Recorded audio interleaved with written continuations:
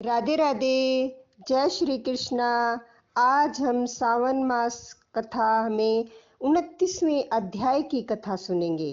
तो प्रेम से बोलिए भगवान भोलेनाथ की जय, माता पार्वती की जय।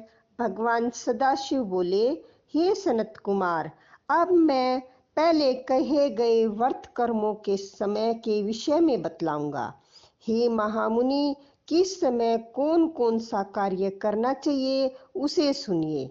सावन मास में कौन सी तिथि किस विहित काल में ग्रहण करने योग्य होती है और किस तिथि में पूजा जागरण आदि से संबंधित मुख्य समय क्या है।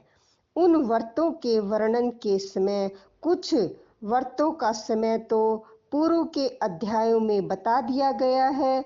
नक्त व्रत का समय ही विशेष रूप से उन व्रतों तथा कर्मों में उचित बताया गया है। दिन में उपवास करें तथा रात्रि में भोजन करें, यही प्रधान नियम है। सभी व्रतों का उद्यापन उन व्रतों की तिथियों में ही होना चाहिए। यदि किसी कारण से उस तिथि में उद्यापन असंभव हो तो पंचांग शुद्ध दिन में एक दिन पूर्व अधिवासन करके दूसरे दिन आदर पूर्वक होम आदि कृत्यों को करें। धारण पारण व्रत में तिथि का घटना व बढ़ना कारण नहीं है। सावन मास के शुक्ल पक्ष की प्रतिपदा तिथि में संकल्प करके उपवास करें, पुण्य दूसरे दिन पारण करें, इसके बाद दूसरे दिन उपवास करें। इसी क्रम से करते रहें। व्रती को चाहिए कि वह पारण में अन्न, मूंग, चावल आदि ग्रहण करे। एकादशी तिथि में पारण का दिन हो जाने पर 3 दिन निरंतर उपवास करे। रविवार व्रत में पूजा का समय प्रातःकाल ही होना चाहिए। सोमवार के व्रत में पूजा का प्रधान समय सायंकाल कहा गया है। मंगल, बुध तथा गुरु के व्रत में पूजन के लिए मुख्य समय प्रातःकाल है। शुक्रवार के व्रत में पूजन उषा काल से लेकर सूर्य उदय के पूर्व तक हो जानी चाहिए तथा रात्रि में जागरण करना चाहिए। शनिवार के दिन व्रत में नरसिंह का पूजन सायंकाल में करें। शनि के व्रत में शनि के दान के लिए मध्याह्न मुख्य समय कहा गया है। हनुमान जी के पूजन का समय मध्याह्न है। अशक्ता पूजन प्रातःकाल करना चाहिए। हर्ष रोटक नामक व्रत में यदि सोमवार युक्त प्रतिपदा तिथि हो तो वह प्रतिपदा 3 मुहूर्त से कुछ अधिक होनी चाहिए, अन्यथा पूर्व योगिनी प्रतिपदा ग्रहण करनी चाहिए। औदुंबरी द्वितीया सायंकाल व्यापनी मानी गई है। यदि दोनों तिथियों में पूर्व वेद हो तो तृतीया संयुक्त द्वितीया ग्रहण करनी चाहिए। स्वर्ण गौरी नामक व्रत की तृतीया तिथि चतुर्थी युक्त होनी चाहिए। गणपति व्रत के लिए तृतीया व्रत चतुर्थी तिथि प्रस्त होनी चाहिए। नागों के पूजन में षष्ठी युक्त पंचमी होनी चाहिए। सुबोधन व्रत में सायंकाल सप्तमी युक्त षष्ठी श्रेष्ठ होती है। शीतला के व्रत में मध्याह्न व्यापनी सप्तमी ग्रहण करनी चाहिए। देवी के पवित्रारोपण व्रत में रात्रि व्यापनी अष्टमी तिथि ग्रहण करनी चाहिए। नक व्यापनी कुमारी नौमी प्रशस्त होनी चाहिए। इसी प्रकार आशा नामक जो 10वीं तिथि है वह भी नक्त व्यापनी होनी चाहिए। वृद्ध एकादशी का त्याग करना चाहिए। हे मुनि, उसमें वेद के विषय में सुनिए। एकादशी व्रत के लिए अरुणोदय में 10वीं का वेद वैष्णव के लिए तथा सूर्य उदय में 10वीं का वेद सामर्थ्यों के लिए निंदक होता है। रात्रि के अंतिम पहर का आधा भाग अरुणोदय होता है। इसी रीति से जो द्वादशी हो वह पवित्रारोपण में ग्रह है। कामदेव के व्रत में त्रयोदशी तिथि रात्रि व्यापनी होनी चाहिए।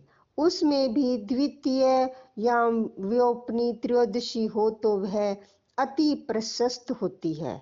शिव जी के पवित्रारोपण व्रत में रात्रि व्यापनी चतुर्दशी होनी चाहिए। उसमें भी जो चतुर्दशी अर्धव्यापनी होती है वह अति श्रेष्ठ होती है। उपक्रम तथा उत्सर्जन कृत्य के लिए पूर्णिमा तिथि अथवा श्रवण नक्षत्र होनी चाहिए। यदि दूसरे दिन 3 मुहूर्त तक पूर्णिमा हो तो दूसरे दिन ग्रहण करनी चाहिए, अन्यथा तैत्तिरीय शाखा वालों को और ऋग्वेदियों को पूर्व दिन ही करना चाहिए। तैत्तिरीय यजुर्वेदियों को 3 मुहूर्त प्रिया दूसरे दिन पूर्णिमा में श्रवण नक्षत्र हो तब भी पूर्व दिन दोनों कृत्य करने चाहिए। यदि पूर्णिमा था सावन दोनों का पूर्व दिन एक मुहूर्त के अनंत योग हो और दूसरे दिन 2 मुहूर्त के भीतर समाप्त हो गए हो तो वह पूर्व दिन ही दोनों कर्म करना चाहिए। यदि हस्त नक्षत्र दोनों दिन अपहरण कालीन व्यापनी हो तो दोनों कृत्य पूर्व दिन ही संपन्न होने चाहिए। श्रावण कर्म में भी उपक्रम प्रयोग के अंत में दीपक का काल माना गया है और सरव बलि के लिए भी वही काल बतलाया गया है। पर्व के दिन में अथवा रात्रि में अपने ग्रह सूत्र के अनुसार जब भी इच्छा हो इसे करना चाहिए। इस दीपदान तथा सर्व बलि कर्म में अस्त काल व्यापनी पूर्णिमा प्रशस्त है। हैग्रीव के उत्सव में मध्या व्यापनी पूर्णिमा प्रशस्त होती है। रक्षाबंधन कर्म में अपहरण व्यापनी पूर्णिमा होनी चाहिए। इसी प्रकार संकष्ट चतुर्दशी चंद्रोदय व्यापनी ग्रह में होनी चाहिए। यही चंद्रोदय व्यापनी चतुर्थी दोनों दिनों में हो तो दोनों दिनों में ना हो तो भी चतुर्थी व्रत पूर्व दिन में करना चाहिए, क्योंकि तृतीया में चतुर्थी महान पुण्य फल देने वाली होती है। अतः गणेश जी को प्रसन्न करने वाले इस व्रत को करें। गणेश चतुर्थी, गौरी चतुर्थी और बहुला चतुर्थी, इन चतुर्थियों के अतिरिक्त अन्य सभी चतुर्थियों के लिए पूजन के लिए पंचमी विधा कही गई है। कृष्ण जन्माष्टमी तिथि निशा व्यापनी ग्रहण करनी चाहिए। निर्णय में सर्वथा तिथि 6 प्रकार की मानी गई है। दोनों दिन पूर्व व्यापनी, दोनों दिन केवल अव्यापनी, अंश से दोनों दिन समव्यापनी, अंश से दोनों दिन विषम व्यापित, पूर्व दिन संपूर्ण व्यापित और दूसरे दिन केवल आंशिक व्यापित, पूर्व दिन आंशिक व्यापिक और छठी है दूसरे दिन अव्यापित। इन पक्षों में 3 पक्षों में जिस प्रकार संदेह नहीं है उसे अब सुनिए। विषम व्यापनी में अंश व्यापनी से अधिक उत्तम होती है। एक दिन तिथि पूर्ण है, वह तिथि दूसरे दिन अपूर्ण कही गई है। अव्यापित तथा अंश से व्यापित, इसमें अंश व्यापित उत्तम होती है और जब अंश व्यापित पूर्ण हो तब अंश से सम हो वहाँ संदेह होता है और उसमें निर्णय में भेद होता है।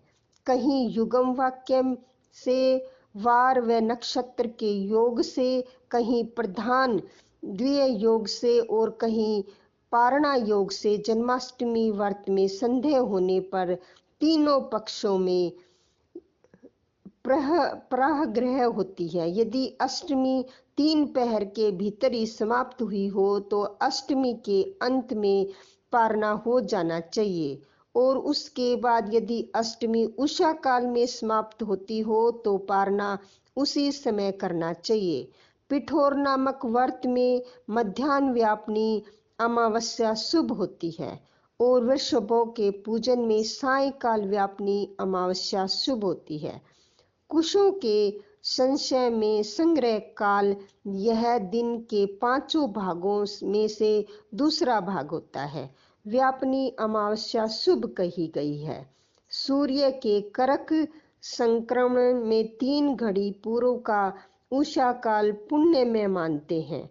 अगस्त्य के अर्क का काल जो वर्त वर्णन में ही कहा गया है, हे वत्स, मैंने आपसे यह कर्मों के काल का निर्णय कह दिया।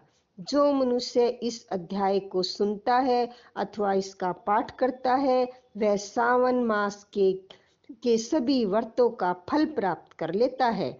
इस प्रकार श्री स्कंद पुराण के अंतर्गत ईश्वर सनत कुमार संवाद में सावन मास महात्म्य में वर्त निर्णय काल निर्णय कथन नामक 29वां अध्याय समाप्त हुआ।